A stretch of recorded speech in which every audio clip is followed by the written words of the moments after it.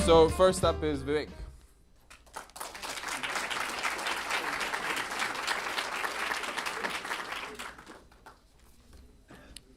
Thank you, Adana.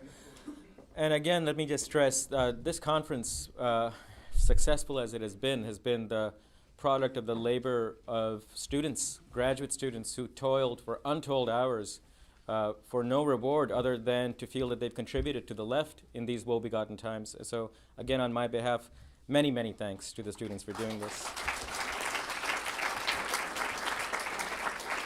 I also want to thank Barbara and Partha for coming, and I hope this does turn out to be a productive discussion amongst all of us.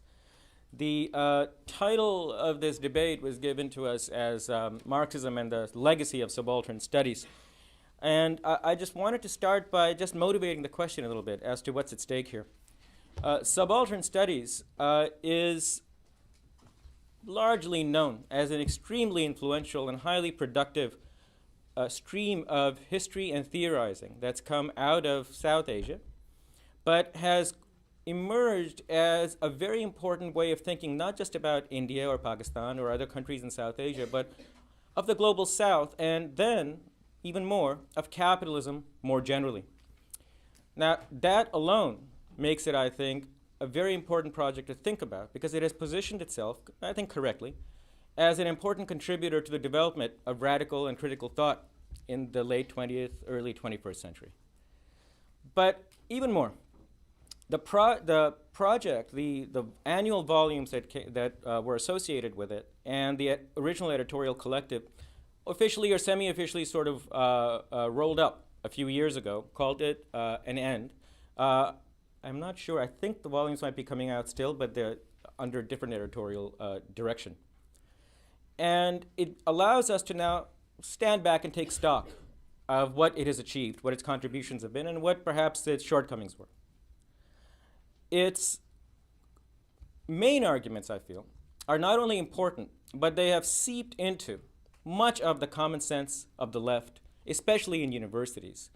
So much so that it is, I think, even amongst people who now seek to go beyond subaltern studies and seek to go beyond what's known as post-colonial theory, many of the claims that come out of the strand of theorizing are now taken as so obvious that they don't need to be questioned. And indeed, in recent papers by Vivek Chibber and Partha Chatterjee, both of which sort of write, and afterward, a coda to subaltern studies, shortcomings are pointed out. Certain misgivings are pointed out by both of these theorists. What is left out, however, are many of the issues that I will be bringing up tonight. So while it's certainly true that the editorial collective has been open to criticism and self-criticism, it may not be of the kind that is warranted once we examine their claims. Now, what is known to be, or what is associated with subaltern studies that's worth thinking about? The project, and I think more generally post-colonial theory as well, or if there's such a thing as post-colonial theory, is known in some large measure for two particular sets of claims. It's not all it's known for, and subaltern studies is certainly not exhaustive of post-colonial theory, but it is a highly influential stream within it, and these two particular claims that I'm going to focus on do lie, I would argue, at the heart, at the very core of what its contributions have been. And it is these claims that I think that I would like to examine tonight. One is this concept of difference. The basic idea there is that there is a very important, very deep difference in the cultural, political, and sociological makeup of the Western world, or the advanced capitalist world, and the colonial and post-colonial world. Secondly is the critique of Eurocentrism. The notion that theories coming out of the West quite often obscure or get in the way of a proper understanding of the non-Western world, and are guilty of projecting onto that world claims, understandings that are really much more defensible only with regard to Europe. And it's an illicit expansion of claims that have some warrant for the European experience, not so much, however, outside the European experience. Now, it's important to understand that the claim for the difference of the colonial and post-colonial world from the experience of the West has not been unique to subaltern studies or to post-colonial theory. It is, in fact, an argument that has been made by many parts of the left across the 20th century, including the Marxist left. Indeed, among Marxists, the argument that non-Western parts of the world are not directly following in the tracks of the West was made as early as 1905 in the wake of the First Russian Revolution, and continued to be made again and again and again in the anti-colonial movements of mid-century, in the national liberation movements, and even in countries where there wasn't any kind of social revolution. Marxists recognized that the East is not developing as a mirror image of the West. So the claim to difference is not unique nor new. What sets subaltern studies apart, however, is how deep and how far-reaching its claims are about difference. In the Marxist tradition, no matter how much it was recognized that the East is different from the West, and I'll use East and West as these shorthands for the advanced capitalist world and the rest. It also encompasses Latin America, but I'm following their own locution here. In the Marxist left, it was understood that no matter how deep those differences are, they don't go all the way down. And two kinds of commonalities between the East and the West were stressed in particular. One had to do with capitalism.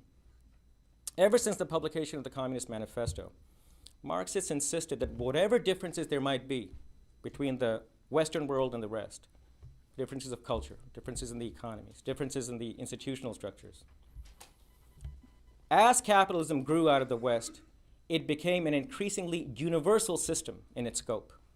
As capitalism spread across the world, its properties were universalized in some way. And in that way, along with that, the theory of how to understand capitalism also gained in its applicability and hence in its universality beyond the region of its origin. Secondly, there was a claim about resistance. That as capitalism spreads across the world, as it implants itself, it comes up against resistance on the part of social agents, of actors all across the world who see that capitalism as a threat to their well-being and hence as a threat to their own interests. Following on that was a claim, as a corollary, that as capitalism threatens the interests and the well-being of people all across the world, of working people all across the world, those people also generate and discover a common interest in fighting against it. And this was to be the material substratum that bound together working people around the world in a common struggle against capitalism. This was what we would say their common humanity, a common set of needs and a common set of interests. Now, these two commitments have been foundational to the left since its birth. Subaltern studies, however, increasingly has called them into question and in some cases indeed urged for their rejection. And this is what I would wish to question today. Now you might ask, how can it call into question that capitalism is spreading across the world? I mean, it seems to be an empirical fact. Subaltern theorists don't question that capitalism has globalized. In fact, they seek to draw a distinction between capital's globalization and its universalization. So Dipesh Chakrabarty, in Provincializing Europe, says that the globalization of capital is not the same as capital's universalization. This is a direct quote. It's from page 71 of Provincializing Europe. Let me say it again. The globalization of capital is not the same as capital's universalization. Now, attendant upon that, then, is the claim, of course, that the theories of capitalism that came out of the West, therefore, also lack universal scope. And we'll see later this is why they are Eurocentric. Now, what would this claim mean? What does it mean to say that capital has not been universalized even though it's been globalized? Well, what they mean by that is that even as it spreads across into the East, what it fails to transmit is certain properties that we commonly associate with capitalism.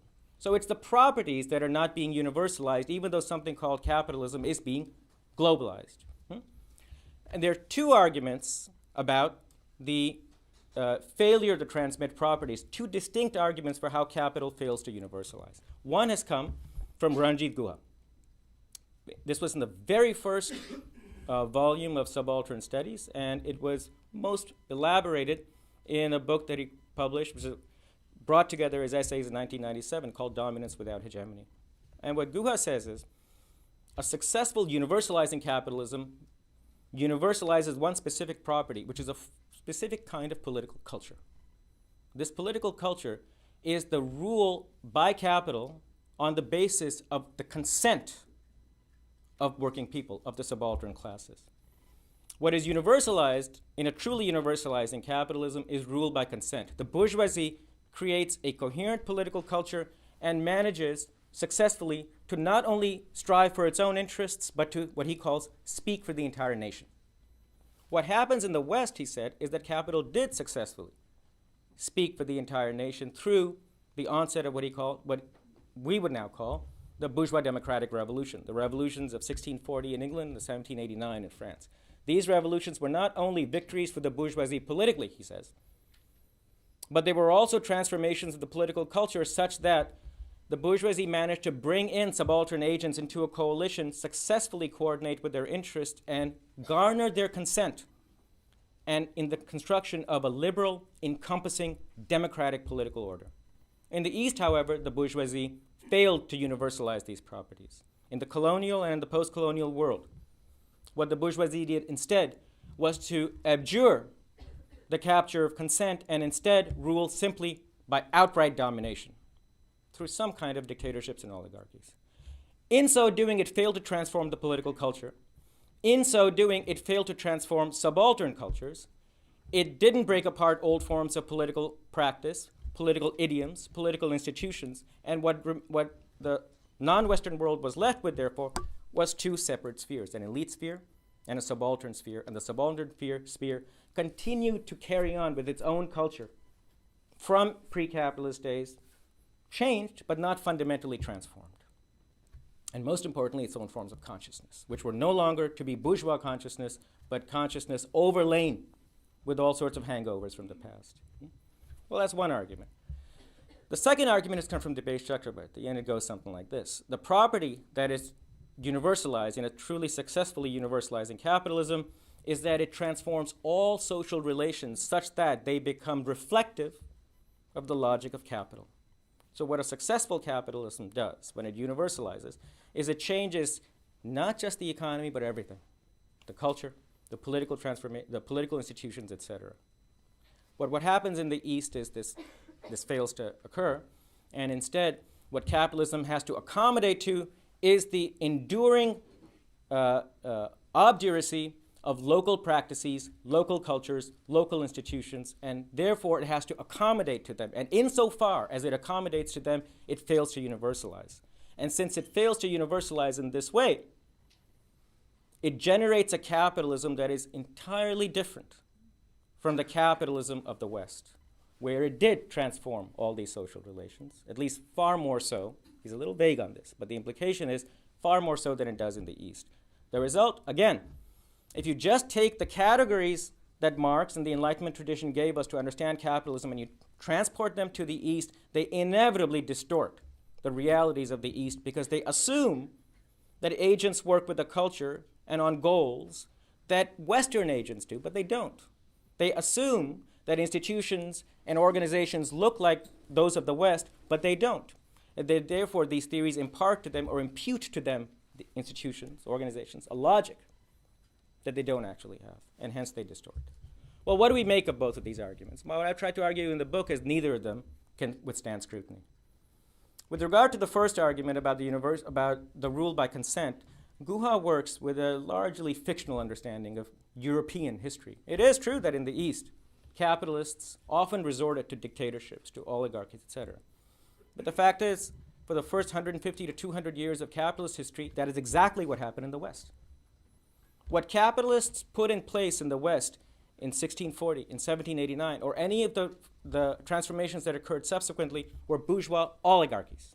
And insofar as they were democratized, it was not a consequence of the bourgeoisie striving for a liberal consensual order. It was the consequence of struggle from below, which wrested away these liberties from the bourgeoisie through mass struggle, with the bourgeoisie kicking and screaming every step of the way and fighting against them. The transformation, therefore, insofar as it did occur, was not a consequence of capital's universalizing tendencies, its tendency to transform political cultures. They were a consequence of struggles from below. What capital implanted in the West, therefore, was very much the kind of dominance without hegemony that it is accused of doing in the East in a unique experience which departs from the West.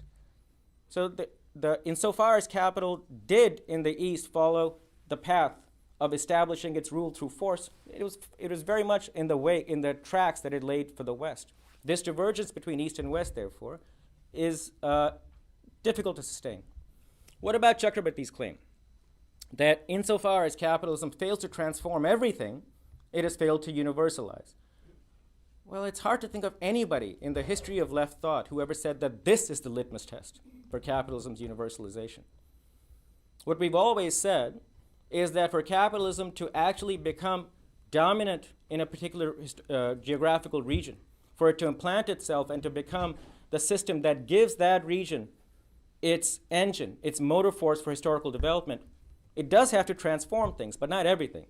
It fundamentally has to transform the way in which production and distribution is carried out. It has to transform how the economy is run. To call a country capitalist is to say that its production and distribution is carried out on a market-dependent basis. Now, it is true that this will also bring in train cultural changes, political changes. But there's no reason to think it has to change everything. Capitalists are perfectly happy with traditional rituals. In fact, they'll oftentimes promote them if it helps them divide people, if it helps them make themselves seem legitimate.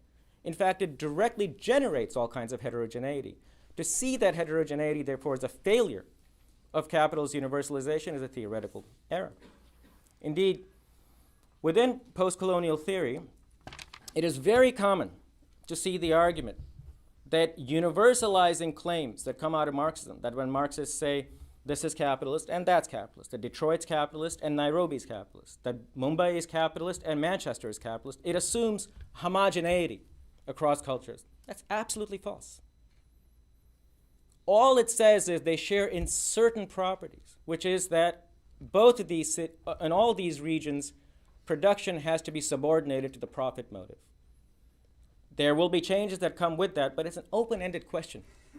How far-reaching those changes have to be. What that means in turn is that the categories that we've often used to describe these areas can very well be modified categories, modified versions of the categories we use to understand the West. Now let me move on to the second thing, the issue of interests. Marxists have always held that there are certain common interests that people have across cultures, that bind them together, that give them a common humanity. What we often find people, the theorists of subaltern studies, saying increasingly is that this is a problematic claim. It assumes, they say, a kind of bourgeois consciousness on the part of workers, a consciousness that is typical only of the modern bourgeois era. Or, we hear, that this is reducing people to a certain utilitarian logic. It denies them their culture. But none of this is true. The claim that people have certain common interests is perfectly compatible with the recognition that they have very many different cultural mores, that they live in different cultures, that they have different conceptions of what's good and what's bad, that they have different goals in their life and different good conceptions even of the self.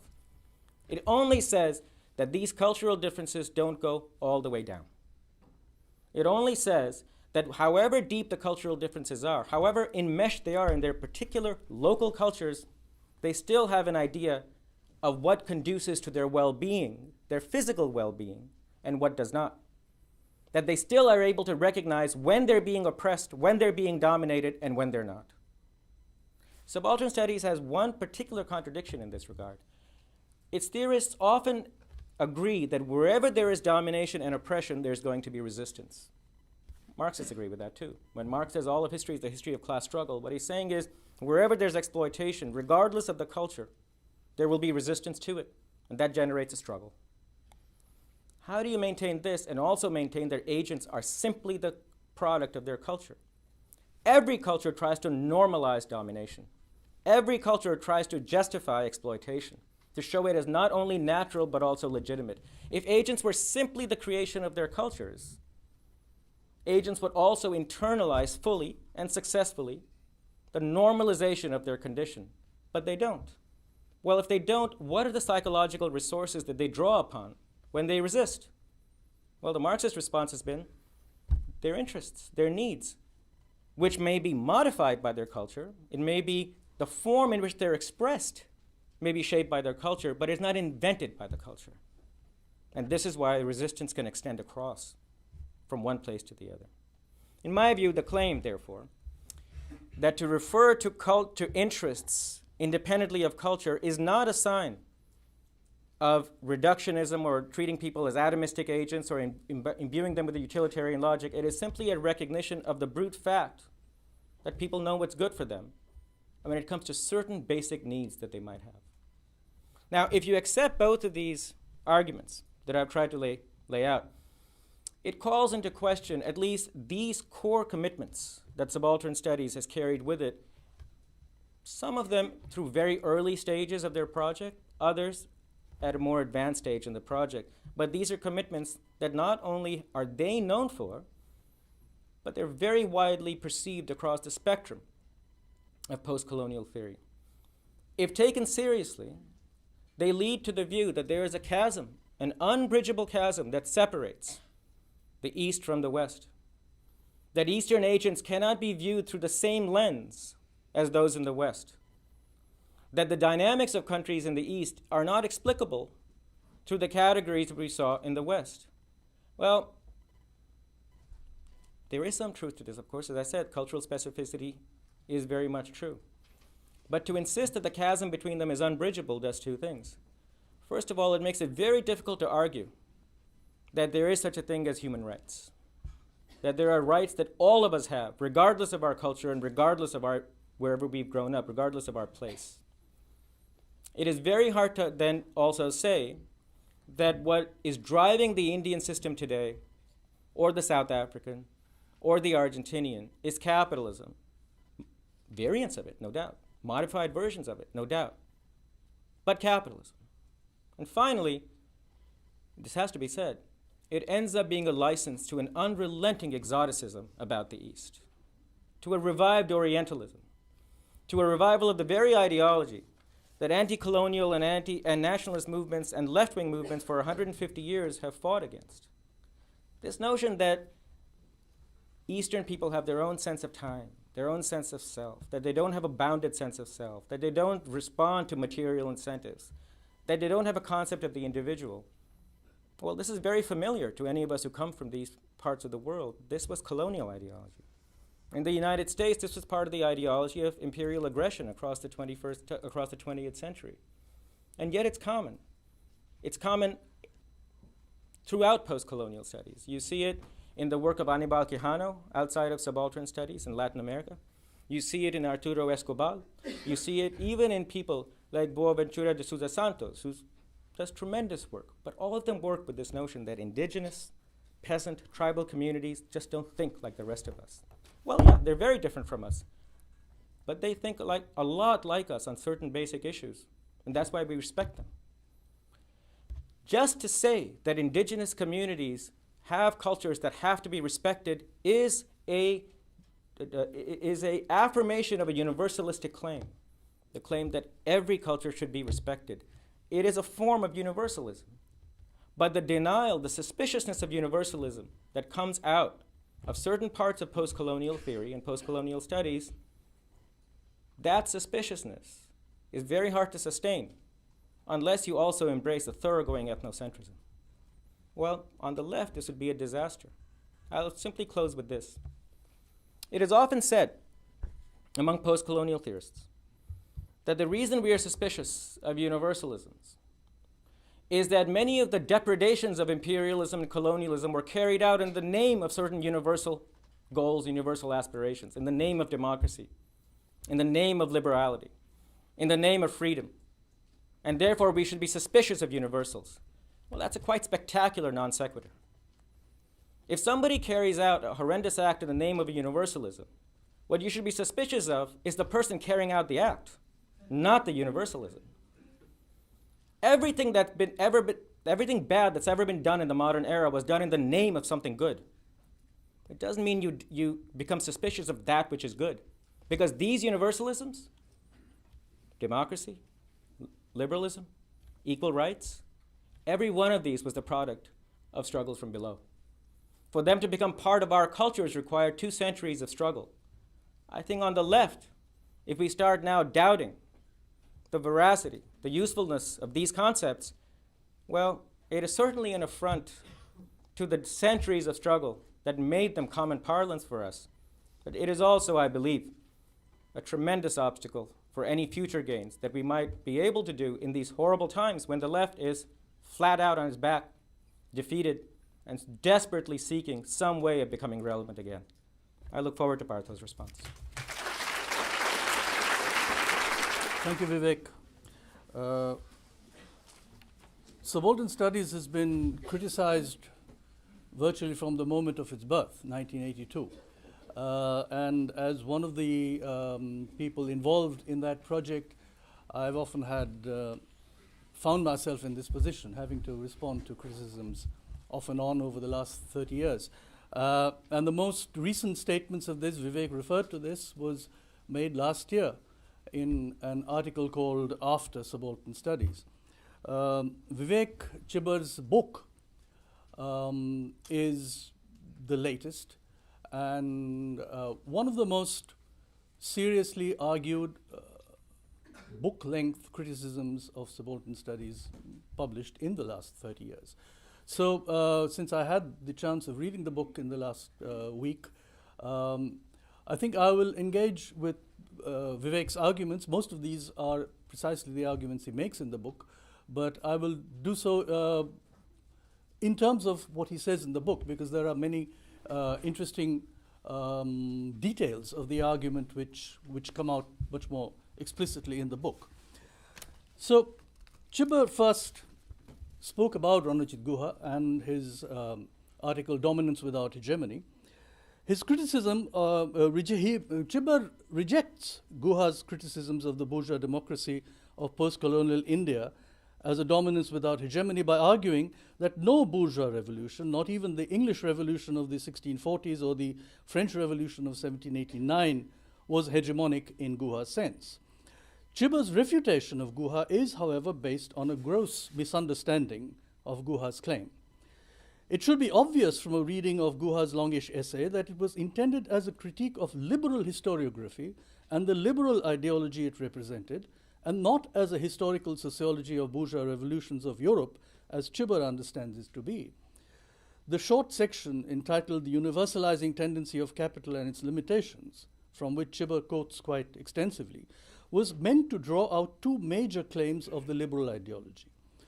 The universalizing tendency of capital is something claimed by liberal historiography. So is the description of the revolutions of England and France as establishing bourgeois hegemony in the sense of being able to speak for all of society.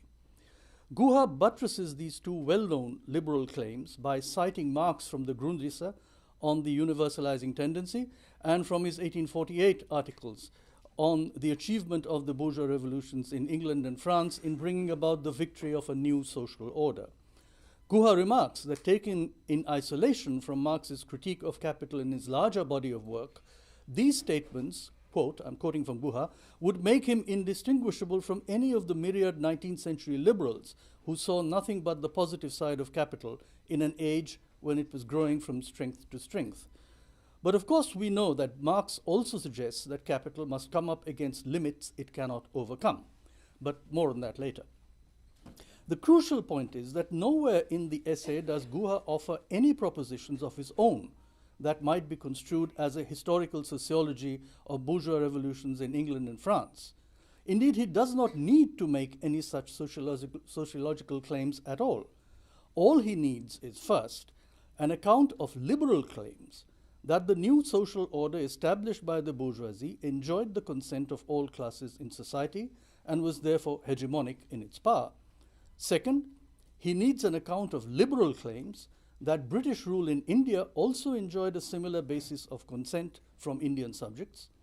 Third, he needs an account of claims by Indian liberals that India's post-colonial order was also hegemonic in the same way that the European bourgeoisie was hegemonic, because the Indian liberal bourgeoisie could legitimately speak on behalf of the entire nation.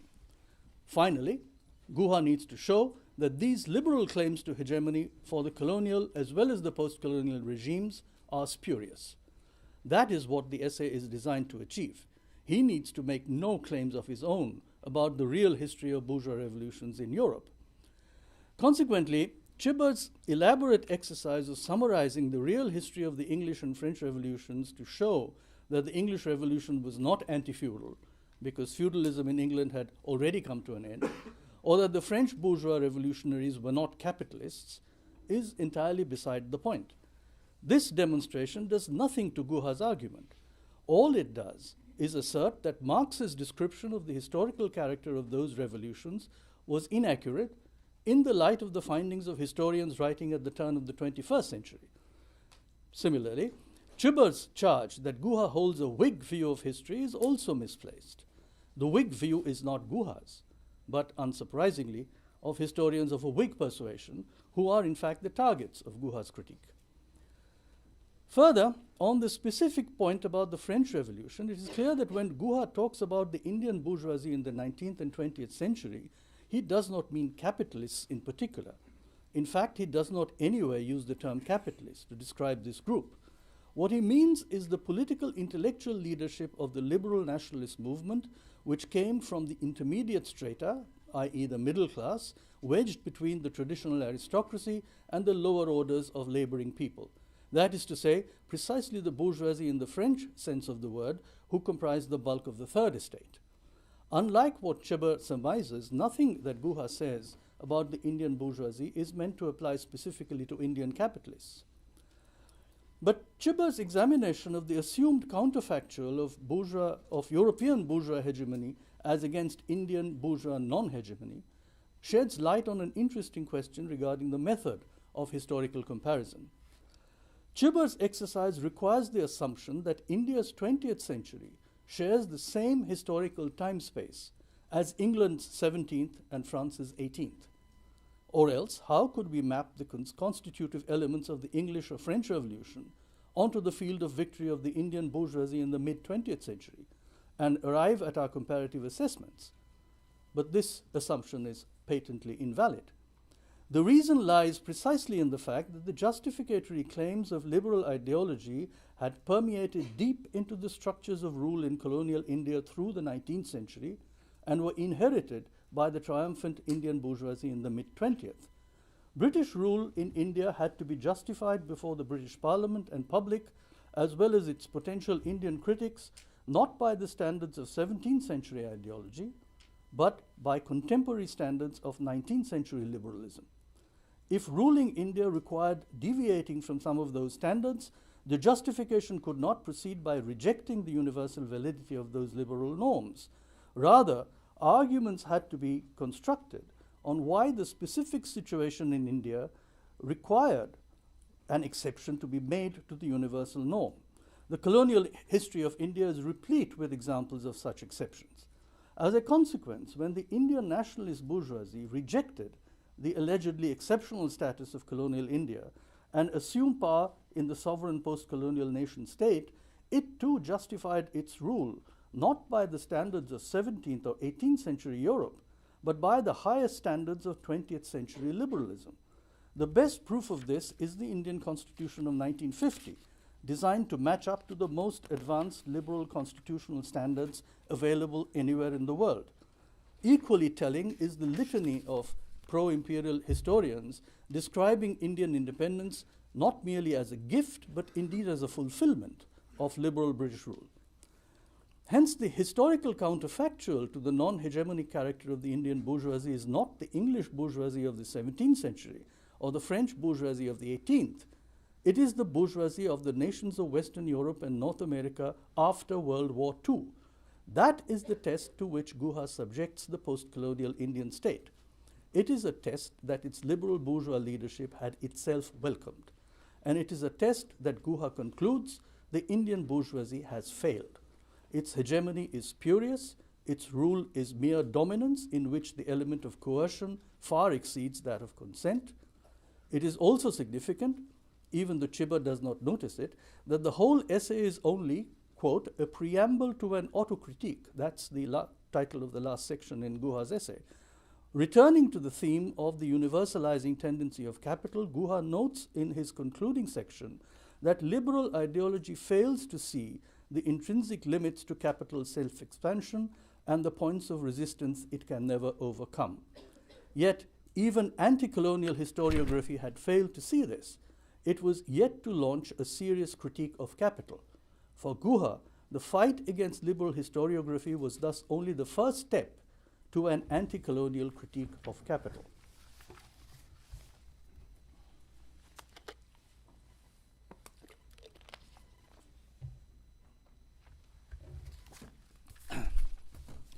Let me come to Chibber on Chakravarti. Chibber roundly criticizes Chakravarti for regarding formal equality and impersonal power relations as quintessential aspects of capitalist power. Where Chakravarti reads the persistence, indeed the reproduction, of coercive methods within the industrial labor process and of the consciousness of religious, caste, and other cultural differences among the industrial working class as a limit that colonial capital had been unable to surpass, Chibber regards those features as entirely compatible with capitalism in general. Chakravarti derives the essential conditions of capitalist production from a fairly conventional reading of Marx. Chibber, in rejecting this reading, offers an alternative account of capitalist production that does not have any recognizable relation to the Marxist tradition. The differences between the two approaches are striking and deserve attention. Chakravarti had derived his understanding of the universalizing tendency of capital from Marx's analysis of the logic of capitalist accumulation. It's the dynamic of accumulation that pushed European capital to seek overseas territories where it could find raw material and labor suitable for employment in production. But there capital encountered social forms of existence of labor it could not transform into homogeneous abstract labor. Industrial production under colonial conditions thus posed, says Chakravarti, an obstacle to the universalizing tendency of capital. Chibber offers an entirely different account of what the universalizing tendency of capital means. The universalizing process is underway, declares Chibber, his words, which he repeated today. If the universalizing process is underway, if agents' reproductive strategies shift towards market dependence. In other words, as he repeats, what is universalized under the rule of capital are the compulsions of market dependence. Now, it is hard to understand how market dependence alone can be a sufficient criterion for the universalization of capital. For instance, one can imagine a system of simple commodity production by owner-producers completely dependent on the market, but not employing wage labor, and thus not engaging in capitalist production. Marx was emphatic that capitalist production could only take place when capital owns the means of production, but must find a mass of wage laborers who have no means of production of their own. There must, in other words, first take place a so-called primitive or primary accumulation, which brings about the dissociation of a mass of laborers from their means of labor. Without this, there is no capitalist production. It is only because of the emergence of free and alienable labor power that can be bought and sold like any other commodity that abstract labor can appear as the common measure of all concrete forms of labor employed in capitalist production. Abstract labor is not a meaningful category for any form of production other than the capitalist one. While this definition from Marx is a major pillar of Chakravarti's argument, Chibber rejects Marx's definition of abstract labor. Instead, he insists that abstract labor is a measure of the labor's productive efficiency, which is brought about by the competitive conditions of the production of exchange values. Abstract labor for him measures this, he says, these are his words, socially necessary levels of efficiency of the laborer. Bizarrely, he invokes Marx's definition of socially necessary labor time as the canonical support for his argument. But how could the production of exchange values itself bring about an abstract measure of socially necessary levels of efficiency? Even in pre-capitalist modes of production, where particular commodities may be produced for exchange in the market, there could exist socially recognized measures of efficiency in specific branches of the concrete labor process. Thus, in small peasant agriculture or crafts manufacture, there may well exist an accepted norm of average efficiency in, let us say, harvesting a specific crop or planing a log of wood. But how could there be a common measure of socially necessary levels of efficiency across all branches of manufacturing in an economy unless labor has been turned into labor power, i.e. a commodity that can be bought and sold in the market. How could capitalists or anyone else speak of benchmark levels of efficiency that apply generally to the manufacture of clothes, shoes, automobiles, missiles, and every other commodity, unless there is first a common measure for labor as a commodity? That common measure, we know from Marx, is abstract labor. Marx is so explicit and elaborate in explaining his concept of abstract labor that there can be little confusion about its meaning.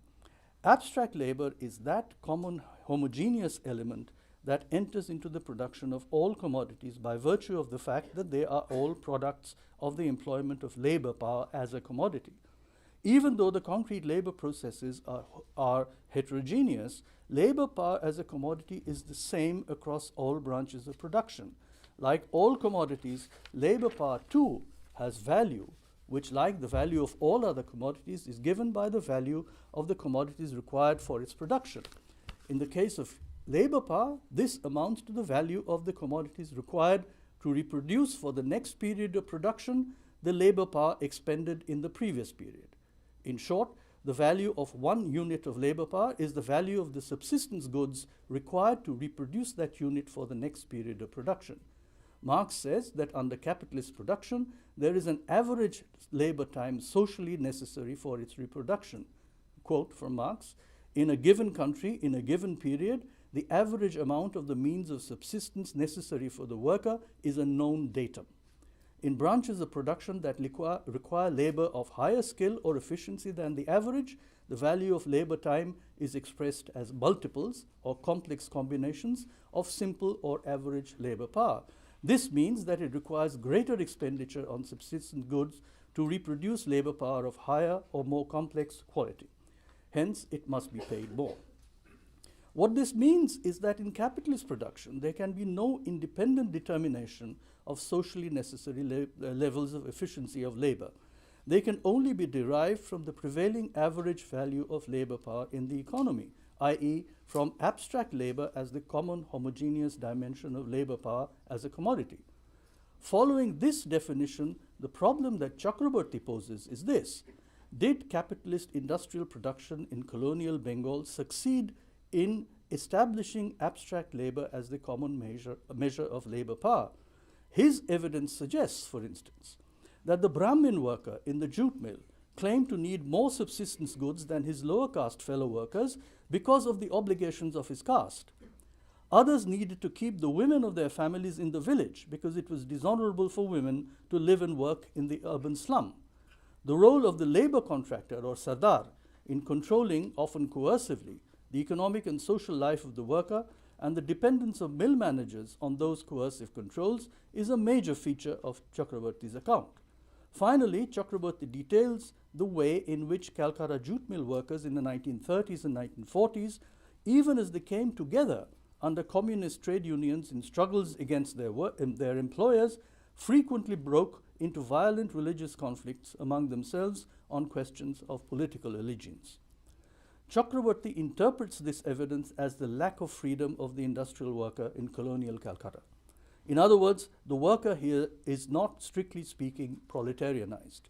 He or she still retains organic links with peasant production in the rural areas, and despite working for the large part in the urban factory, his or her subsistence needs for the reproduction of labor power, which includes the reproduction of the family, is partly met by the rural peasant economy.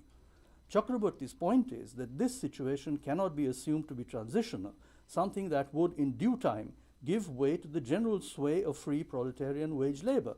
Rather, this structure of relations was systematically reproduced under conditions of colonial capitalism. Hence his claim that the jute worker's political culture did not split him into his public and private selves and relegate, quote, all distinctions based on birth to the sphere of the private. Thus, says Chakraborty, the jute mill worker had never been politically emancipated from religion. Chibber excoriates Chakraborty for this statement, accusing him of all manner of crimes ranging from obscurity to Orientalism, but does not notice that Chakraborty here is directly paraphrasing Marx on the Jewish question. the early text in which the latter had set out the conceptual conditions for the emergence of the abstract citizen subject of the modern state under the rule of capital.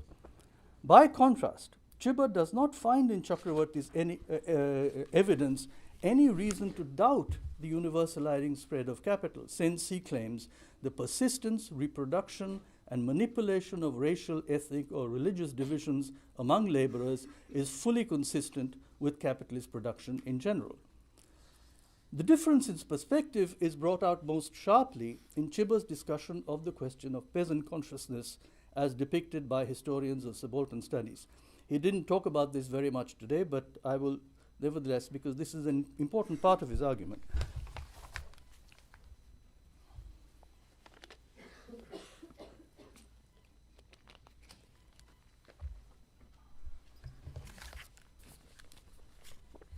Repeatedly, Chibber refers to their alleged claim, expressed most elaborately by Chatterjee, that peasants and industrial workers in the East have a wholly different psychology from those in the West. Those are Chibber's words. Or that the political psychology of Western workers revolved around secular conceptions of religious rights, whereas those of Eastern peasants were motivated by community and religious obligations. The peculiar fact is that, to the best of my knowledge, of the few million words that Chatterjee has published in the last 40 years, he has not used the word psychology a single time, not even once, let alone the phrase political psychology. When historians of subaltern studies speak of peasant consciousness, the academic discipline they invoke most often is not psychology, but anthropology. In fact, one of the achievements of their work is to bring within the field of Marxist discussion the remarkable body of scholarship produced by social anthropologists of South Asia since the 1950s. The empirical work of anthropologists has brought to light, for instance, the evolving institutions and practices of local power in the countryside from colonial times to the present, of caste, not so much as the doctrinal construct of religious or legal texts, but as practiced in actual social situations, or of the changing political significance of religious practices. The overwhelming demonstration of these anthropological studies is the immense heterogeneity of practices, especially in rural South Asia, that defy conventional orderings imposed by Indological or colonial scholarship. This is the empirical evidence that subaltern studies scholars, writing in the 1980s and 90s, wanted to introduce into Marxist debates over the nature of the post-colonial state and the transition to capitalism. Consequently, when Chakravarti or Chatterjee speak about the consciousness of community among peasants or industrial workers, they take pains to situate that consciousness within specific, empirically described historical contexts of space and time, precisely to avoid reducing the concept of community into some Orientalist or romantic trope. Chibber expresses surprise that the story that Chatterjee tells of the Bengal peasantry is a thoroughly materialist one. Nonetheless, says Chibber, Chatterjee insists that Indian peasants were motivated purely by their perceived duty to the group with little or no consideration of their individual self-interests. Chibber's attribution is completely wrong. Nowhere does Chatterjee say this. Had he followed more carefully what Chatterjee does claim about community consciousness, Chibber would not have been surprised by Chatterjee's materialist account. No one familiar with the Bengal countryside and its agrarian history will argue that peasants have little or no consideration for their individual self-interests. The sense of individual property was well developed in agrarian Bengal even before the colonial land settlements. The latter introduced stricter and more codified definitions of the respective rights of different grades of proprietors and tenants, almost always defined as individual persons. It was sometimes remarked in the early 20th century that the sense of mutual cooperation among peasant families in Bengal in the matter of agricultural production was relatively weak, as was the sense of common property in comparison with the owner peasants of southern India, not to speak of so-called tribal communities among whom individual property in land was almost non-existent. It would have been absurd for Chatterjee to deny that individual self-interest was indeed functional, even prominent, among Bengal peasants. Chatterjee's claims about the activation of community relates not to the social and economic transformation of everyday rural life, but only to what he carefully designates as political struggles. By this he means the antagonistic confrontations, never very frequent, between peasants and the formal structure of state power, represented by government officials and big landlords. These moments of confrontation were extraordinary events.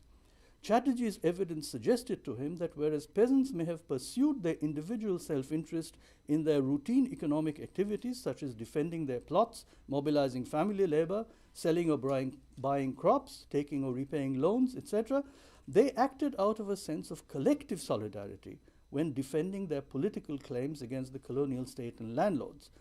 In eastern Bengal, where most peasants were Muslim small tenants facing big landlords and urban moneylenders, mostly Hindu, the political struggle quickly took on religious overtones. In the southwest, where the pursuit of self-interest under favorable economic conditions had led to differentiation among the peasantry, there were conflicts between large farmers and sharecroppers, but these were suspended at moments when there emerged a political struggle between peasants and the colonial state. The rhetoric employed in these struggles itself emphasized the distinction between the economic conflicts of self-interest and the political conflict in which community solidarity, described by real or imputed bonds of kinship, was expected to prevail. Chatterjee is indeed claiming that there was a discontinuity between the everyday and the extraordinary, the economic and the political, the domain of self-interest and that of community solidarity. The dynamics that prevailed in one did not pass smoothly into the other. The pursuit of individual self-interest in ordinary times did not mean that the bonds of community were erased. They could be brought into play, sometimes with remarkable suddenness, at moments of political conflict with state power. Chatterjee's claim fits exactly with Chakravarti's, that the political consciousness of peasants and of industrial workers who had still not ceased to be peasants was different from that of the bearer of abstract rights in civil society and the abstract citizen subject of the bourgeois state. That difference is the ground for Chakravarti's distinction between reasons and interests in the political sphere. Reasons are derived from beliefs, interests from needs. Chibber criticizes Chakravarti for suggesting that only reasons are culturally constituted but needs are not. Hence, once again, Chibber does not notice the solidly Marxist providence of this distinction, derived from Hegel's analysis in the philosophy of right of civil society as the system of needs, a domain where the fulfillment of needs through economic self-interest creates abstract right, whose recognition within the laws of the state lead in turn. Could I get 5 minutes more, please? Yep. To the constitution of the abstract citizen subject. This is the understanding of civil society and bourgeois state that Marx adopts, and both Chakravarti and Chatterjee follow. But Chibber prefers to abandon Marx's view altogether and instead plumps for a wholly different conception of needs. Chibber claims that there are certain basic needs that are understood in every culture. Hence, even though they may give rise to specific culturally framed reasons, we may impute to people who give such reasons the perception of universally existent needs. Hence, he declares that there are some needs or interests that are independent of culture. Anthropologists may squirm at his mode of argument, but Chibber traces the interested pursuit of basic needs to, quote, a component of human nature. Of such universal basic needs, he then picks out one, namely, the simple need for physical well-being, as the most relevant need in the context of the political struggles of workers and peasants.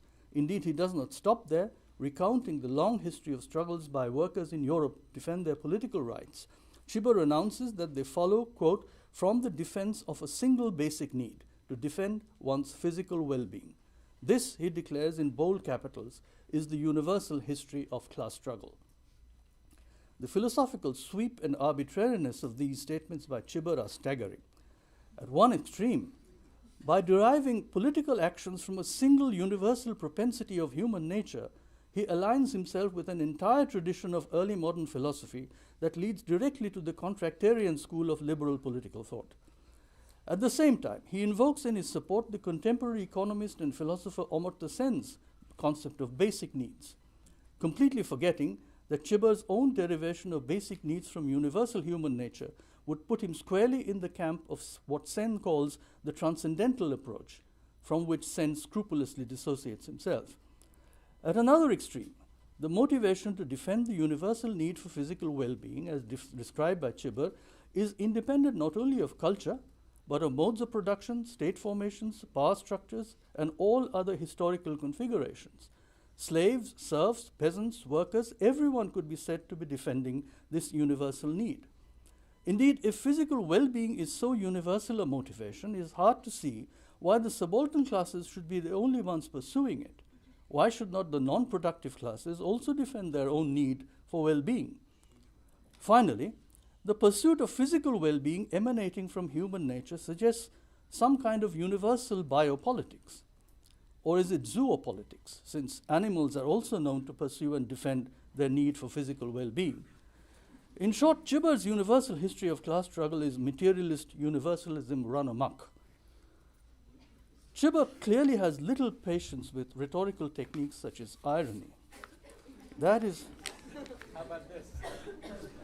why he reads Chatterjee's statements on reason as a Western imposition on non-Western nationalism as blatantly Orientalist propaganda, little realizing that reason with a capital R, which is what Chatterjee consistently uses, is an obvious ironical play on Hegel's philosophy of world history in which reason can properly belong only to the West. Chibber's suspicion about Chatterjee's Orientalist sympathies is confirmed by the latter's argument that non-Western nationalism began by claiming sovereignty over an inner spiritual domain. I'll skip over this because this is not a point which Chibber mentions, and we're running out of time.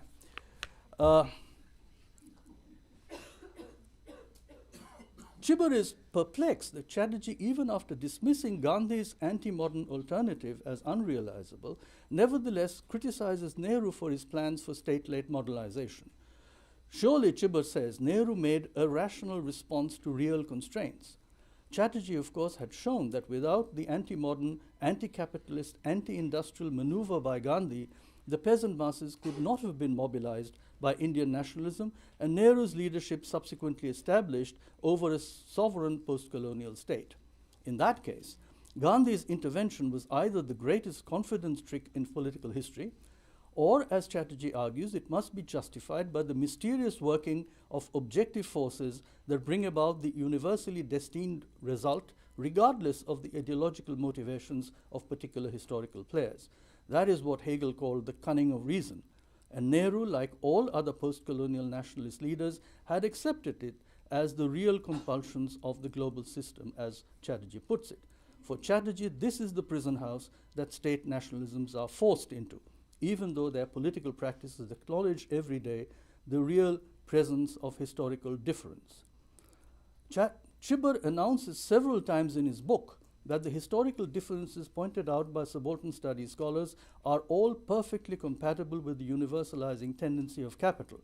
Extra-economic coercion, consciousness of ethnic and religious identity among industrial workers, cultural construction of reasons for political action can all be assimilated within the same universal history of capital common to West and East. Hence, the distinction between history 1 and history 2, which is Chakraborty's distinction, is for him a non-problem. Indeed, he simply conjures away the problem by proposing a definition of capitalism so capacious that it would bring a blush even to the pale cheeks of Adam Smith. We could, of course, turn Chibber's claim around and say that capital's journey in the East has at last revealed its true face that had been hitherto hidden from us by its liberal mythology. In Western capitalism, we saw only a shy debutante. It is the confident maestro who now performs in the East. Were this true, it would be the sweetest consummation of the project of subaltern studies. Unfortunately, that happy ending is not to be. The historical problem confronted by subaltern studies is not intrinsically a difference between West and East, as Chibber repeatedly insists. The geographical distinction is merely the spatial label for a historical difference. The difference is indicated, let me insist emphatically, by the disappearance of the peasantry in capitalist Europe and the continued reproduction to this day of a peasantry under the rule of capital in the countries of Asia, Africa, and Latin America. That is the crux of Chakraborty's distinction between history 1 and history 2, derived from Marx's own separation of historical conditions posited by capital itself and conditions that it merely finds. That is also why Despite the apparent similarities, subaltern studies could never have been carried out in the same way as history from below in Europe. The recounting in the latter body of work of the struggles of peasants and artisans in the period of the ascendancy of capitalism in Europe was inevitably written as tragedy, since the ultimate dissolution of those classes was already scripted into their history. Should we assume the same trajectory for agrarian societies in other parts of the world? Does a different sequencing of capitalist modernity there not mean that the historical outcomes in terms of economic formations, political institutions, of cultural practices might be quite different from those we see in the West? Do those differences not imply, in turn, that the process of primitive or primary accumulation of capital has to be carried out in many countries of Asia, Africa, and Latin America under conditions never encountered in the history of Western capitalism? That is what is at stake in Chakravarti's distinction between History 1 and History 2. Implication is that, contrary to the historical method Chibber prefers, getting one's European history right is not going to deliver the magic formula to solve the problems of historical change in the non-Western world. The historical specificities of the political, economic, and cultural institutions and practices of those peoples, including their distinctive linguistic traditions, must be given primacy by the historian. Nevertheless, Chibber's plea for continued faith in the universal values of the European Enlightenment deserves a final comment. Universalism has been defended with far more subtle and sophisticated arguments than Chibber has mobilized in his book. One can only acknowledge that the debate between universalism and its critics continues and will not be resolved in a hurry. The choice between the two sides at this time is indeed political. The greatest strength of the universalist position is the assurance it provides of predictability and control over uncertain outcomes. It is the assurance that past history is a reliable guide to the future, which leads Chibber to insist that capitalism or the struggles of subaltern classes must be the same everywhere.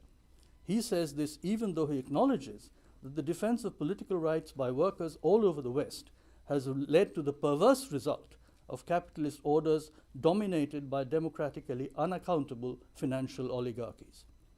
In the rest of the world, capital is engaged in battles it had never fought before, just as peasants and workers are resisting capitals in ways that had never been followed before because the historical conditions are unprecedented. The critics of universalism argue that the outcomes are unknown, indeterminate, and hence unpredictable. They accept the challenge of risky political choices based on provisional, contingent, and corrigible historical knowledge. Since its early work, which Chibber has dissected in his book, subaltern studies went in several new directions, especially after the important interventions by Gayatri Spivak and Gyan Prakash.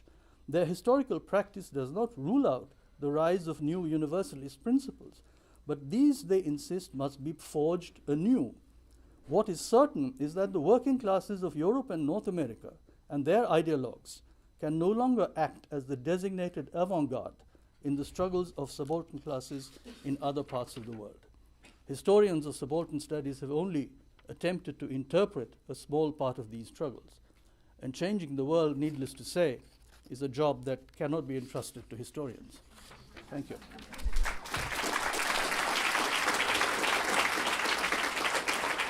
First of several apologies for not being a specialist in South Asian studies. I'm a Latin Americanist. Brazil is my main country of research. And for not being a specialist in, or a particular expert in, I hate to use that term, but in subaltern studies. I think I'm here largely because I wrote an article some years back about the question of grand narratives and meta-historical issues, in which I talked extensively about Dipesh Chakrabarty's provincializing Europe.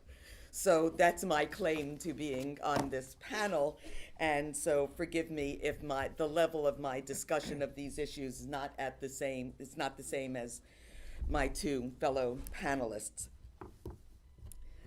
And also, you'll have to forgive me because this is my fourth apology. Usually 5 is my maximum. You'll have to forgive me because my remarks will not be nearly as well organized and coherent as my fellow panelists. I wrote some things before the panel based largely on Vivek Chibber's book, But I've also added some things as I've heard the two talks go along, and I'm going to try to integrate them in a somewhat coherent fashion, but we'll see how coherent it ends up being. Michael Schwartz on the panel yesterday on Vivek Chibber's book mentioned that he actually regarded Vivek's book as perhaps more useful as a guide to future work rather than as a critique of past work, that is, subaltern studies contribution to scholarship. In a sense, I think that his argument about basic needs is appealing at a moment when, because of the lasting impact of the cultural turn and the linguistic turn, mainly in history and literary fields, but to some extent in the softer social sciences as well, that there is sort of no notion of a sort of foundational category. And so I think there is a certain appeal, particularly to people involved in any kind of social struggle, to have some access to a foundational category. But I do think that some of the reasons for the social/linguistic turn are also clues to why foundational categories were seen as problematic in the first place. Now, I think for me, many of Vivek's critiques of subaltern studies, which, let me say, I think the title of the book refers to post-colonial theory, but I really would insist that it's a book about subaltern studies, not about post-colonial theory in a larger sense. Even if I think some of them are perhaps harsher than necessary, I do think some of them are also persuasive. In particular, for me, in this article I wrote about grand narratives, I pointed out that some of Chakrabarty's arguments in provincializing Europe sort of seem to be edging into a certain kind of Orientalist approach, a sort of people without history approach. And I'm sure he would argue that's not what he intended, but in effect, we are responsible for writing texts that make it clear what we intend, not for writing texts that we can then later say, no, that's not what we intended. But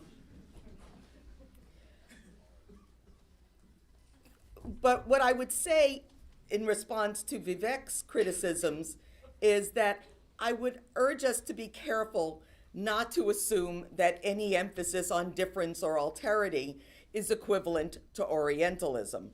Or that, and I think, first of all, we have to be very careful, just as, for example, I think we have to be very careful about referring to something as racist. I think we have to be very careful in terms of referring to something as Orientalist. Or to assume that a critique of Enlightenment reason should be dismissed as a defense of Orientalism. I think, first of all, it's extremely important to place Orientalism in its Said's notion of critique of Orientalism in its historical context, because he's talking about a discourse that emerges as a discourse of colonial domination. And so that gives it a certain meaning and valence and significance that other kinds of perhaps reification of alterity does not necessarily have. In addition, I think the issue of the critique of the Enlightenment, of Enlightenment reason, is something that's very ambivalent in subaltern studies. And just to go to the most recent book in the texts that Vivek discusses, Dipesh Chakrabarty in the final pages of Provincializing Europe says, we need universals to produce critical readings of social injustices. And he also, at another point in the book, refers to the Enlightenment as a gift to us all. And so, in a sense, I think what he's arguing is perhaps what Chatterjee was arguing, which is not that we're rejecting universals, but that we don't necessarily allow a certain particular political segment of European or global northern segment to decide what those universals are. I think this has been particularly clear and particularly important for the field of gender studies. And and particularly for rethinking the nature of feminism. I think one of the ways in which post-colonial theory, and I actually think post-colonial studies makes more sense than the phrase post-colonial theory, because I don't think there is a sort of coherent body of theory, but a set of studies that help us rethink certain issues. But I think that post-colonial studies has been particularly important in the critique of a sort of Western-based feminism, starting with the classic, Under Western Eyes of Chandra Mohanty. And so I think if, let me say, as he, I'm sure, knows, his book is really gender-free. And I think that if you engaged more with the category of gender, and not as a category that's irrelevant to the discussion of class, that perhaps some of the debates around the issue of gender and gender relations, and particularly of what it means to be a feminist, and the a priori assignment of certain characteristics to male and female that comes out of a certain kind of liberal feminism. If you had looked at that strain of post-colonial studies, that perhaps you might have had a somewhat different approach or a different response. Now, if I can just talk about what I'm most comfortable talking about for a few minutes, which is how historians have approached the question of alterity and sameness or universal characteristics. It's one of the advantages that historians have is that we study the past, but we also talk about the past as another country. And I think we can, when you study, particularly if you study the distant past, for example, the medieval period, you can avoid certain kinds of tensions and disputes that come up when you're studying the more recent period or the present. But even in studying something like the medieval period, you can see in the historiography a sort of alternation, a fluctuation between historians emphasizing how similar people were in the medieval period to us, how they felt the same way about their families, how they cared the same way about relationships, how they cared about satisfying their basic needs. And then you have a shift to historians saying, no, they were radically different than us. They had a completely different sense of self. They had a completely different religion infused all aspects of their daily life. There was no notion of a private world. And so there's a constant tension going back and forth between this emphasis on difference and similarity. And I think that this is a tension that is, again, historians can kind of operate with this because nobody's coming back from the medieval period and saying, how dare you say that? But in fact, I think that's a tension that all social analysis is fraught with, this sort of alternating between emphasizing difference and emphasizing universality. So I think that one could accuse Vivek sometimes of, if his comments about a sort of Orientalist tendency are sometimes correct, I think we can also say that in his own work, because of his desire to avoid that at all costs, that there is a kind of flattening, a sort of over-homogenization of human experience.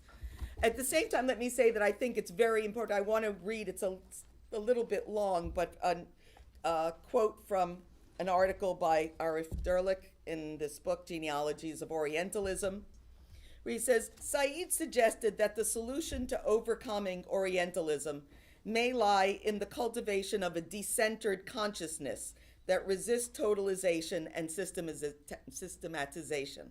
Something, I take it, along the lines of multiculturalism, although I'm not sure that's what Said meant. If my analysis that's Derlich, if Derlich's analysis based on the contact zone has any validity, this may not be sufficient because Orientalism itself may be a product of a consciousness already, if not completely, decentered. There is no self-evident reason why a decentered consciousness should not find relief in culturalist fundamentalism, or the reification of ethnicity and culture. The history of Orientalism provides evidence of this strong possibility.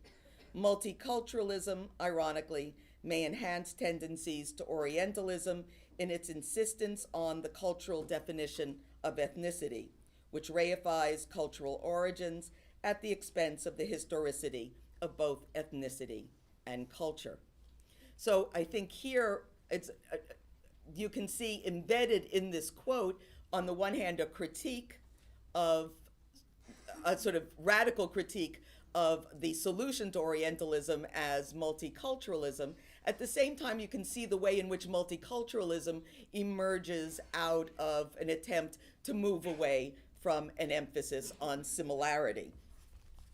So I think there's this constant tension that informs our discussions of these issues. Coming back to a point raised yesterday and I touched on before, again, Vivek's book is not a critique of post-colonial theory, but of subaltern studies. And with the exception of Chakrabarty's Provincializing Europe, most of the works he critiques are not of recent vintage.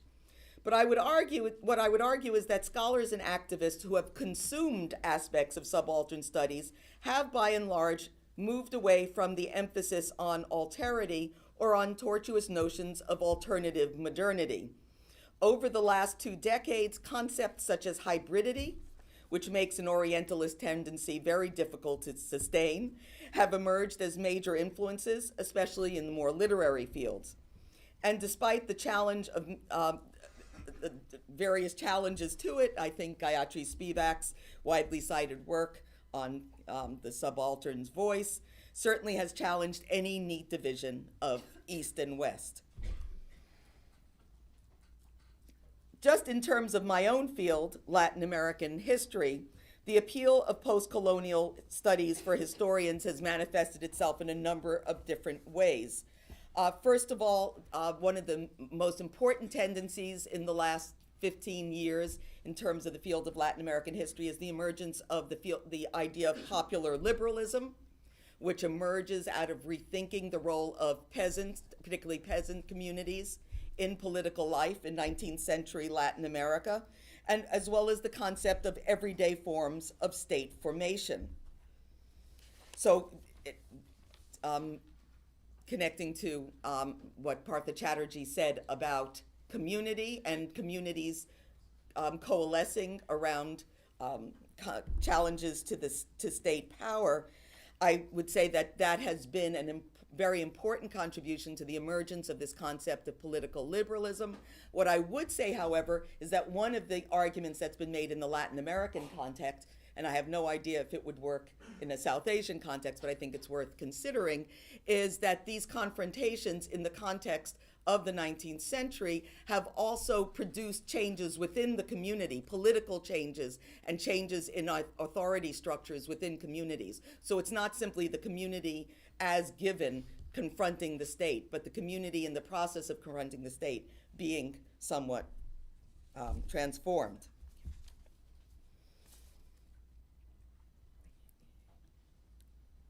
I do want to also say that while, since peasants were crucial actors in Partha Chatterjee's presentation, that it is true that peasants were very important actors in 19th century Latin America and in certain, maybe the first half of the 20th century of Latin America, but by the time we're getting to the second half of the 20th century in Latin America, the peasant populations in most countries are actually very small. And in fact, during the period in which peasant populations were important politically in Latin America, they were also important politically in much of Europe, particularly Central and Eastern Europe.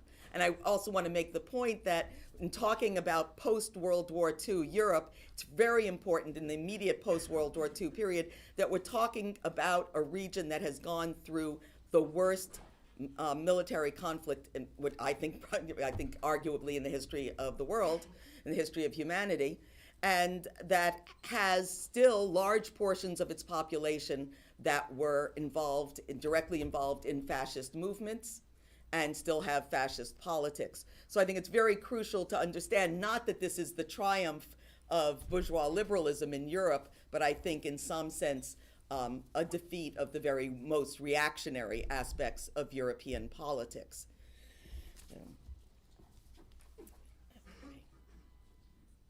Finally, I'd just like to say that in many ways I admire Dipesh Chakrabarty's Provincializing Europe. I have to say my own reading of it is not because I think this is the correct reading, but it's what I get out of the book. What is most important to me in the book is his meta-historical point about the way in which the global north has in effect been the source of all historical universals, and that has ultimately marginalized the production of historians and of course also of political actors in the global south. So it's not just a matter for historians, but for other groups as well. So I think his project to provincialize Europe is an extremely important project.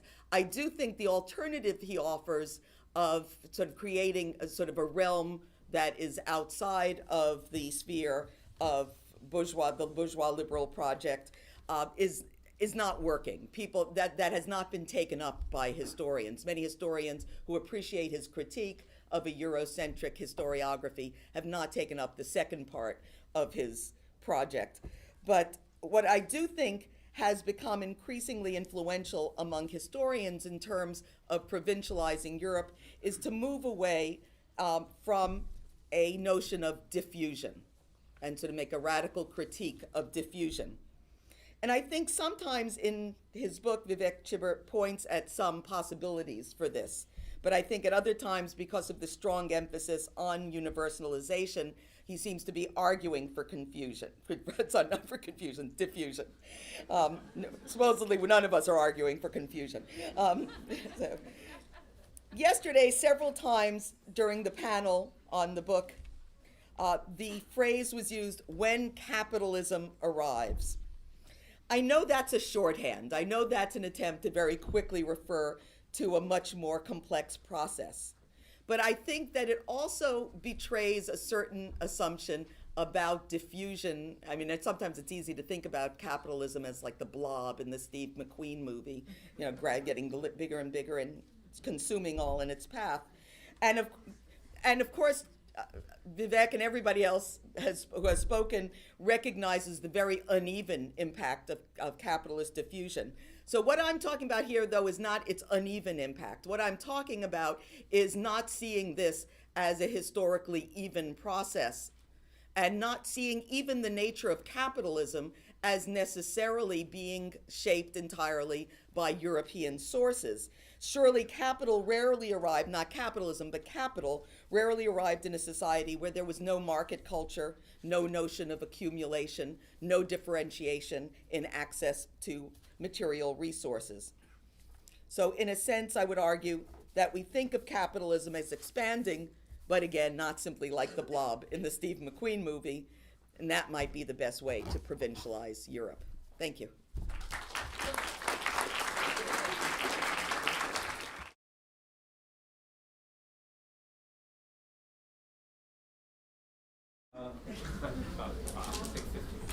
When you write a book like this, you wonder what the response will be. And typically, you try to write critiques of people who you think will respond in a way that's reflective of their own work and a careful engagement with yours. I'm afraid what Partha did today is not that. So there's not much I can say, to be honest. Partha, much of his response is to the effect that I've misrepresented or misunderstood the work. I have to say I'm not entirely surprised. I'm disappointed, but I'm not entirely surprised. The readers will have to make up their own mind. Is it a legitimate and defensible reading of Guha's that he doesn't actually think that his arguments rely on an understanding of what actually happened in 1640 England and 1789 France? Is it merely a critique of the historiography of those regions? I'm not actually sure what that means. I don't know how you can critique claims about those revolutions without reference to facts about those revolutions. I just don't know how you can do it.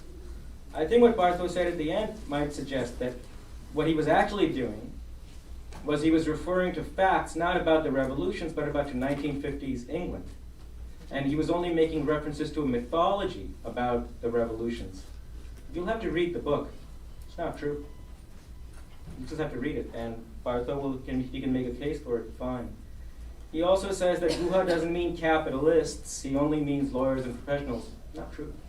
I'm sorry, I thought he would say this, and I was going to bring the relevant pages and passages from, but why do it? The fact is this, there's 3 generations of scholars committed to this. It's not only Partha, I expect a whole army of people to show up insisting that I've misread, misrepresented, misunderstood these arguments. You'll have to make up your own mind. Readers will have to make up their own mind. I tried very, very hard to be as scrupulous and fair as I could. I might have, of course, failed, but that's going to be for the reader to decide. I do think what Barbara said is true.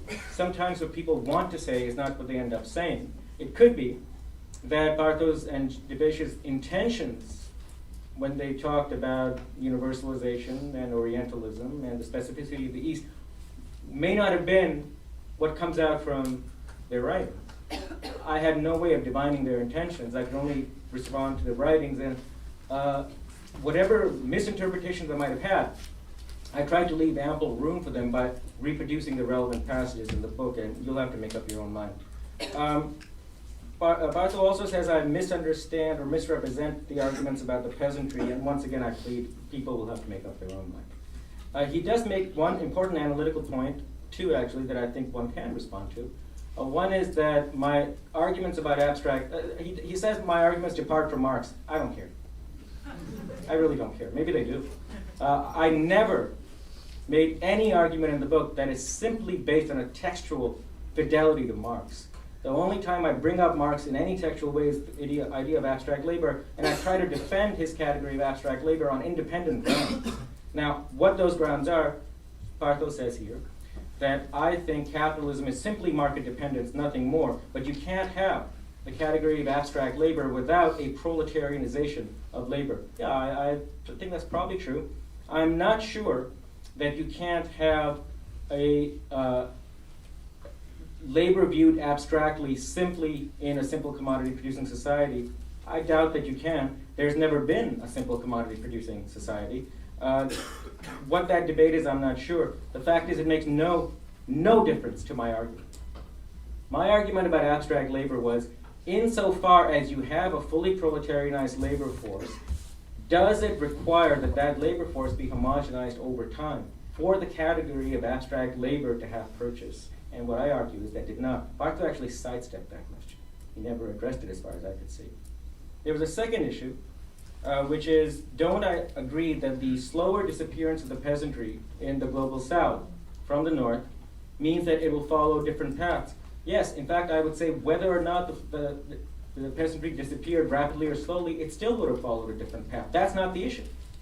And this imputation to me that, and here I would distance myself a little bit from Barbara's presentation of my views.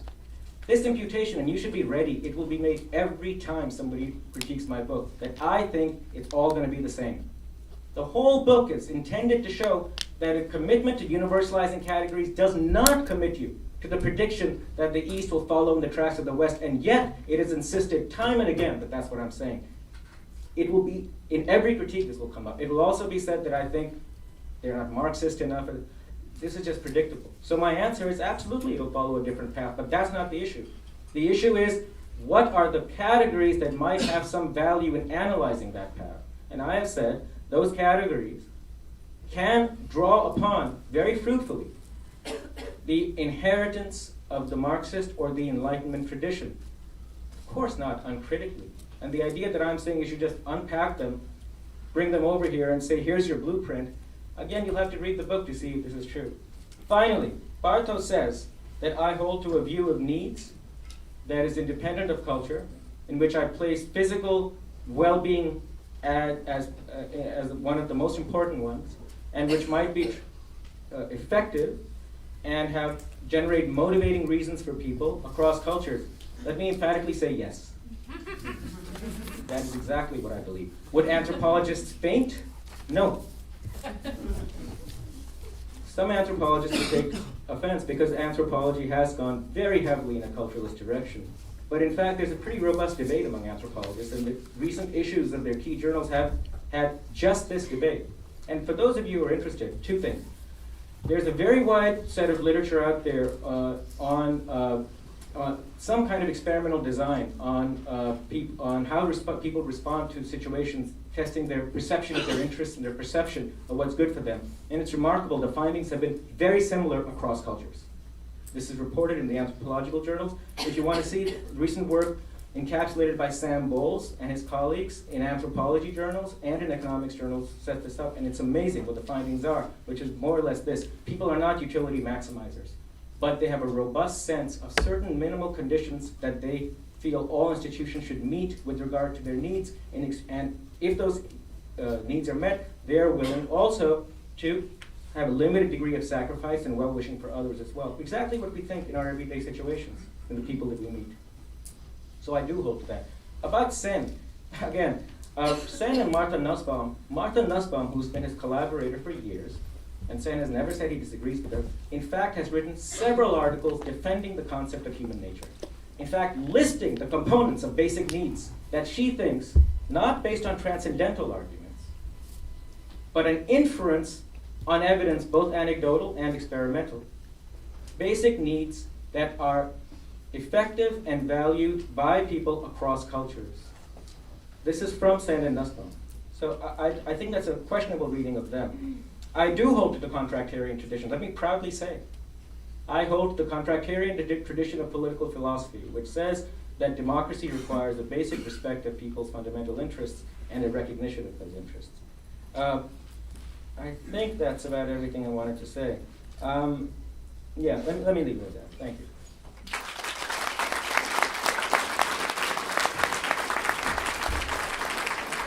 The argument in subaltern studies was, I don't think, ever an argument about peoples without history. It was about people with different histories. And I would emphasize both different as well as histories, because as soon as you bring in histories, I think the whole argument about Orientalism simply can't be sustained. Orientalism is not about histories. Orientalism fundamentally denies the historical character of Oriental cultures and claims something essential, which is unchanging.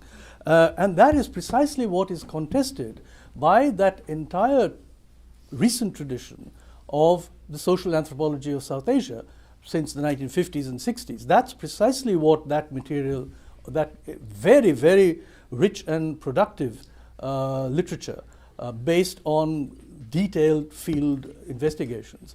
That's what it's produced, and that was largely the kind of empirical basis of the argument about culture that subaltern studies wanted to draw upon. It is also completely true, as Barbara said, that the history of resistance, political struggles by peasant communities often leads to the transformation, even breakup of peasant communities. There are many things that one would be able to say. I've myself written on this, about the difference between the kinds of studies that Vivek has studied. This is the early work of subaltern studies on colonial and early 20th century peasant resistances in the whole colonial period. I think the historical impact has been a change in the very configuration of peasant communities and their modalities of politics. These have changed. These have changed particularly in the last 30 years or so. But, and this is where the important question comes in, it is not, I don't think it can be argued that this is just a slow disappearance of peasantry. This is something which I and many other people would seriously contest. Because what is being reproduced are conditions of the social existence of a peasantry under conditions of capitalism. They are being reproduced systematically. I think the whole distinction between what's called the formal and informal sector of labor in India, and the informal sector basically consists of something like 85 to 90% of production. That informal sector is not operating either with a fully proletarianized labor force. The same commodities are being produced in these two sectors under entirely different production conditions and yet competing for the same market. Now, this is a completely different kind of dynamic that's been introduced. We still don't know what name to give it. We still don't know what this leads to. But this is very, very different from anything that has been experienced in Western capitalism. Which is why I think this whole argument, one of the things that never comes up in Vivek's book, as far as I can remember, is the idea of primitive accumulation, which is absolutely central. How is the process of primitive accumulation to be managed under conditions of electoral democracy where everybody has a vote? This is an unprecedented situation in the history of capitalism. We still don't know what this leads to. But I think this is precisely the kind of thing that subaltern studies historians have been confronted with. Now, in doing this, yes, we were led into taking Marx seriously, Marx in his own terms, and trying to understand how you use categories of Marx developed by Marx in order to analyze a situation which Marx never experienced. And those are the kinds of arguments about historical difference that comes in. Now, Vivek, of course, says that he doesn't care if his definitions are not according to Marx. He doesn't care if he even says that he's fine with contractarian liberal political theory. Well, these were not our assumptions, I have to say. They still are not. It is a question of being Marxist in a different way. That was the project. And we led somewhere. It moved in very different directions. There are many other people who are engaged in similar kinds of arguments. We don't occupy the whole field. But that is where subaltern studies was. And the legacy is precisely this, to consider capitalism under conditions of historical difference. It's a project which I'm quite certain is going to be with us when we consider the enormous impact that let's say Chinese capitalism is going to have on the world. It's a major project intellectually. We've done only a very small part of that. Thank you.